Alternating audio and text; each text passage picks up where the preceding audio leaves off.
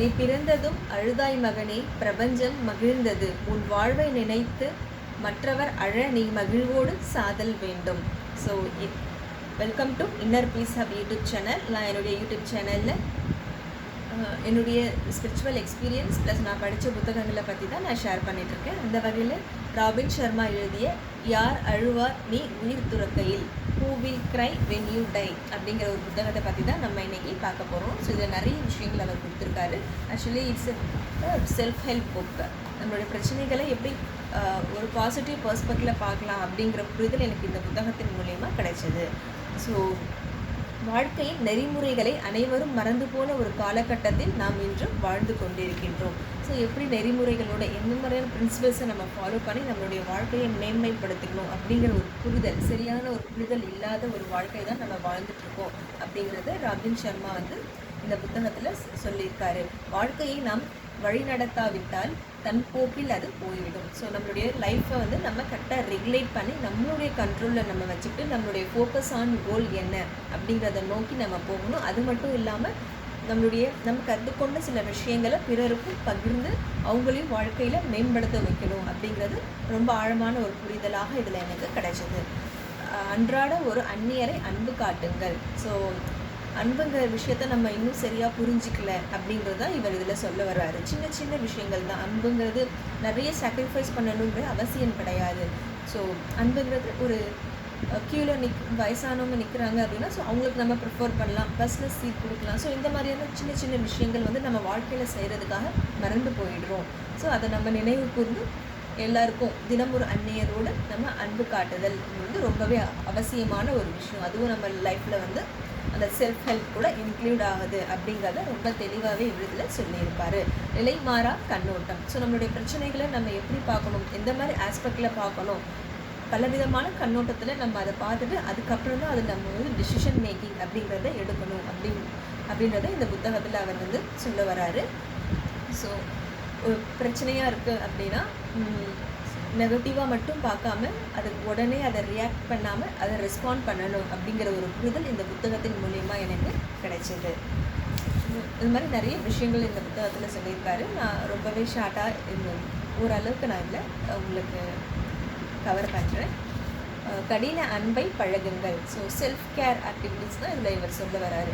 So எனக்கு என்ன வேணும், எனக்கு என்ன உண்மையாகவே பிடிச்சிருக்கு, நான் என்ன செயல் செய்யும் போது தன்னை மறந்த நிலையில் நான் செய்கிறேன் அப்படிங்கிறத அந்த இன்ட்யூஷன்ஸ் மூலிமா உங்களால் கண்டுபிடிக்க முடியும். ஸோ அதை நோக்கி நீங்கள் போனீங்க அப்படின்னா உங்களுடைய ஃபோக்கஸ் ஆன் கோல் அப்படிங்கிறது சரியாக இருக்கும் அப்படின்னு சொல்ல வராங்க. உங்கள் வாழ்க்கையில் தரம் என்பது நீங்கள் தேர்ந்தெடுக்கும் தொழில் அல்லது வேலை, படிக்கும் புத்தகம், துயிலெழும் நேரம், that is the very important. So waking up yearly இந்த மார்னிங் ரொம்பவே இம்பார்ட்டண்ட்டான ஒரு விஷயம். ஸ்பிரிச்சுவல்லேருந்து ஸோ மெட்டீரியலிஸ்டிக்கில் ஒரு பிஸ்னஸ் லெவல்லேருந்து ரொம்ப ஹை லெவல் அட்டென்ட் பண்ண எல்லாருமே சொல்கிற ஒரே விஷயம் வேக்கிங் அப் இயர்லி இந்த மார்னிங். ஸோ என்னுடைய வாழ்க்கையில் ஒரு மிகப்பெரிய ஒரு திருப்பமாகவே ஏற்பட்டது இந்த வேக்கிங் அப் இயர்லி இந்த மார்னிங் தான். ஸோ அதுக்கு முன்னாடி நான் ரொம்ப லேட்டாக தான் எழுந்திருப்பேன். அந்த அளவுக்கு எனக்கு அந்த டெவலப்மெண்ட், செல்ஃப் டெவலப்மெண்ட்டுங்கிற ஒரு அவேர்னஸே இல்லாமல் இருந்தது. So once I start to wake up yearly இந்த மார்னிங் அட் 3 o'clock. ஸோ அதுக்கப்புறம் மெடிடேஷன், அந்த ஜேர்னலிங், நிறைய புத்தகங்கள் படிக்கிற மூலியமாகவே ஒரு நல்ல ஒரு இன்னர் சேஞ்சஸ் இருக்குது, ஒரு நல்ல ஒரு கிளாரிட்டி கிடைக்கிது அப்படிங்கிறது நானும் என் லைஃப்பில் எக்ஸ்பீரியன்ஸ் பண்ண ஒரு விஷயம்தான். ஸோ அந்த வகையில் எல்லாருமே ரொம்பவே இன்ட்ரெஸ் பண்ணி சொல்லக்கூடிய ஒரு விஷயம் வேக்கிங் அப் இயர்லி இந்த மார்னிங் அப்படிங்கிறது ரொம்பவே ஒரு இம்பார்ட்டண்ட்டான விஷயம். ஸோ ஸ்பிரிச்சுவலில் நீங்கள் வெற்றி பெறணுன்னாலும் சரி, இல்லை மெட்டீரியலிஸ்டிக்கில் நீங்கள் வெற்றி பெறணுன்னாலும் சரி, ஸோ ரெண்டுத்துக்குமே இம்பார்ட்டன்ட் வேக்கிங் அப் இயர்லி இந்த மார்னிங் அப்படிங்கிறது ரொம்பவே தெளிவாக நிறைய புத்தகங்கள் படித்து அந்த எக்ஸ்பீரியன்ஸ் பண்ண மூலியமாக நான் தெரிஞ்சுக்கிட்டது இந்த ஒரு விஷயம்தான். ஸோ நெக்ஸ்ட்டு தினமும் உங்களுக்கு தோன்றும் எண்ணங்கள் ஆகிய பலவற்றை உள்ளடங்கி உள்ளது. ஸோ நம்ம வாழ்க்கையில் நம்ம வெற்றி பெறணும், நம்மளுடைய ஃபோக்கஸ் ஆன் கோல் என்ன அப்படிங்கிறத நம்மளுடைய தாட்ஸை வச்சு நம்ம நிர்ணயிக்கிறோம். ஸோ குட் தாட்ஸ், பாசிட்டிவ் ஆஸ்பெக்டில் நம்ம எல்லா விஷயத்தையும் பார்க்க ஆரம்பித்தா நம்மளுக்கு நல்ல ஒரு முன்னேற்றம் கிடைக்கும். நீங்கள் விரும்பிய தேர்ந்தெடுக்கும் வழிமுறைகள் சரியானதாக இருக்க வேண்டும். அதற்கு எப்பொழுதும் உங்கள் சொல்லில் இணங்கும் மனத்திற்பம் வேண்டும்.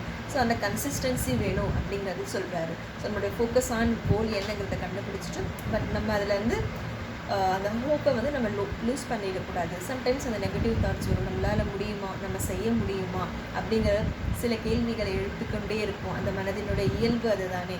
ஸோ அதை நம்ம கன்சிடர் பண்ணாமல் ஸோ நம்மளுடைய அந்த பாசிட்டிவ் கோல் அப்புறம் அந்த கன்சிஸ்டன்சியே நம்ம அந்த நிலைமாற அந்த கண்ணோட்டத்தோடு நம்ம எடுத்து சொல்லும்போது நம்மளுடைய வாழ்க்கையில் மிகப்பெரிய ஒரு லெவலில் நம்ம ரீச் ஆகிருப்போம். Not only for materialistic and also for அந்த செல்ஃப் டெவலப்மெண்ட். ஸோ அந்த செல்ஃப் டெவலப்மெண்ட் வர நம்ம அந்த மெட்டீரியலிஸ்டிக் அப்படிங்கிறது நம்ம மினிமலைஸ்ட் ஆகிட்டே வரும். அது ஆட்டோமேட்டிக்காக நம்மளுக்கு அந்த ஹேபிச்சுவல் ஆகிடும். ஒன்ஸ் அந்த செல்ஃப் அவேர்னஸ் அப்படிங்கிறது ஒரு அந்த ஒரு கான்ஷியஸ்னஸில் நம்ம இருக்கும்போது நம்மளுக்கு எது தேவை எது தேவையில்லை அப்படிங்கிற புரிதல் நம்மளுக்கு கிடைச்சிடும். ஸோ இந்த செயல் செய்யும்போது நான் ஏன் செய்யணும், எதுக்கு செய்யணும், நம்மளுடைய ஃபோக்கஸ் எப்படி இருக்குது, நம்மளுடைய அந்த மைண்டு ஸ்க்ளாட்டர் ஆகிருக்கா இல்லை டீக்ளேட்டிங் பண்ணணுமா அப்படிங்கிற நிறைய ஒரு புரிதல் நம்மளுக்கு அடுத்தடுத்து கிடைச்சிக்கிட்டே இருக்கும். ஸோ நம்ம என்கேஜாக வச்சுக்கணும், பிஸியாக வச்சுக்கணுங்கிறது தான் இந்த புத்தகத்தின் மூலிமா நான் தெரிஞ்சுக்கிட்டேன். ஸோ குறிப்பேடு வைத்துக்கொள்க அப்படின்னு சொல்கிறாரு. ஸோ நம்மளுடைய ஃபோக்கஸ் ஆன் கோலாக இருக்கட்டும், இல்லை வேறு ஏதாவது நம்ம செயல் செய்யணும், இல்லை ஃப்யூச்சருக்காக நம்ம பிளான் பண்ணுறோம் ஏதாவது செயல் செய்கிறதுக்காக அப்படின்னாலும் ஸோ இந்த ஜேர்னலிங் அப்படிங்கிறது ரொம்பவே இம்பார்ட்டண்ட்டாக இருக்கும். ஸோ ஜேர்னலிங்கிறது ரொம்பவே இம்பார்ட்டண்ட்டு. இதுக்கு முன்னாடி நான் படித்த புத்தகங்களை நான் எக்ஸ்பீரியன்ஸ் பண்ணியிருக்கேன். So I already told about my journaling. So நான் ஒரு பாஸ்ட் 5 to 4 இயர்ஸாகவே நான் வந்து ஜேர்னலிங் எழுதிட்டு தான் இருக்கேன். ஸோ ஒரு நல்ல ஒரு முன்னேற்றமும் எனக்கு அதில் கிடச்சிருக்கு. ஆக்சுவலாக அந்த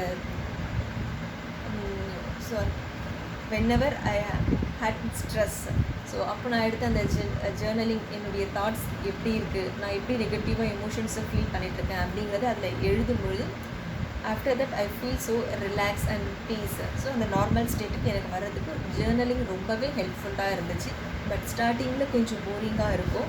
பட் எழுத ஒரு நல்ல ஒரு கிளாரிட்டி கிடைக்கும். ஸோ நம்ம எக்ஸ்போஸ் பண்ணிக்கிறதுக்கான ஒரு நல்ல ஒரு வாய்ப்பாகவும் நம்மளுக்கு கிடைக்கும். So journaling is very important in each and every human being in life.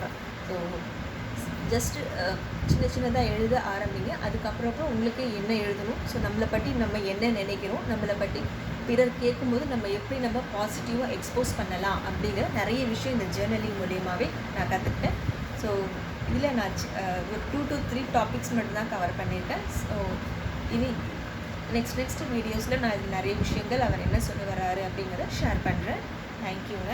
வாழ்க வளமுடன். நன்றி.